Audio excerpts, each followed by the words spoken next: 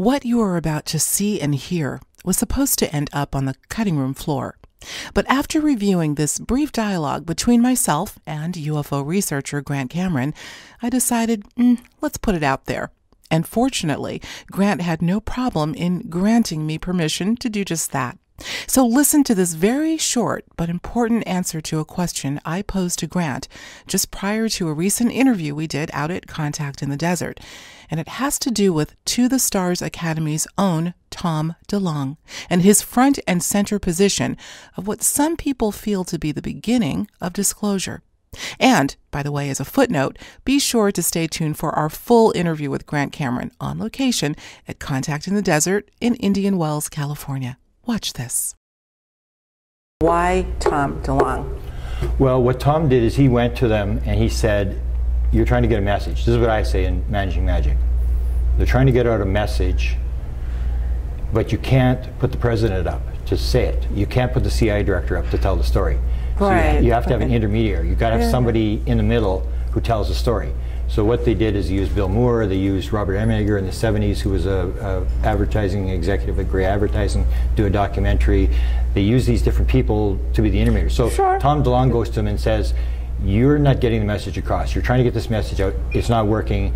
I've got all these Twitter followers. I got all this Facebook. I can get the message out for you. And then the one guy says, you know, this might actually work. So they see him as a vehicle to get whatever message they want out.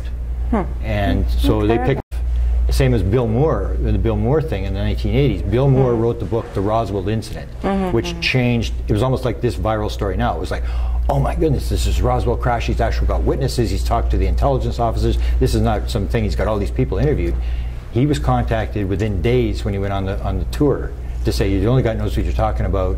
We'd like to help you. Same as Stephen Greer. Stephen Greer was running around, and John Peterson from the Arlington Institute followed him to 4 different lectures and approached him in Colorado Springs and said, I think it's time we helped you. And then Greer says, who might we be? And he said, my friend's the CIA director. And they drag him in because he's a high-level profile guy who's got big audiences. Let's put our message to this guy. Yeah. And so they'll use these people to get their message. The problem is that the message is they're going to leave you hanging if it all falls apart.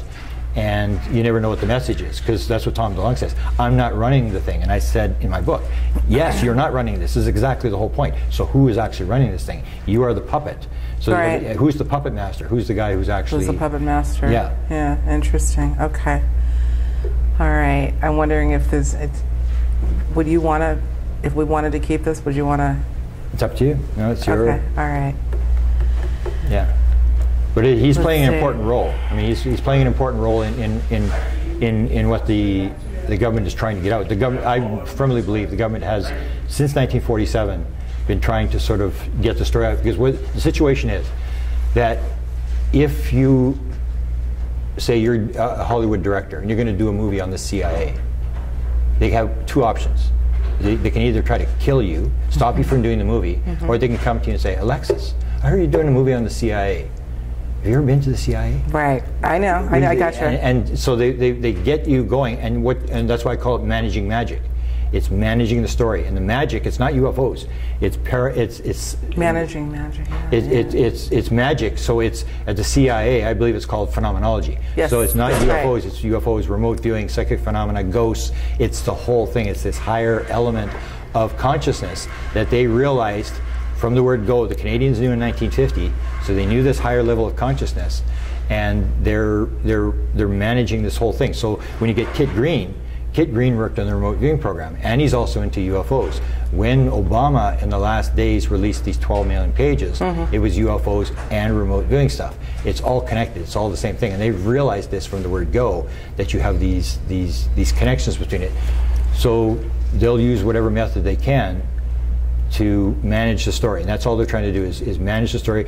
Or one guy said, Melinda Leslie tells a story that Robert Wood, who did the new MJ-12 documents, he worked for Douglas Aircraft and stuff, that she said that he told her, we're in this field to spin it and to keep people away from classified material. Absolutely. So you can have people in the UFO community who are not bad guys, but they're trying to keep the story because they've got government backgrounds, and they've been asked to move the story, get this person away from this classified aspect of the story or whatever, move them to this aspect.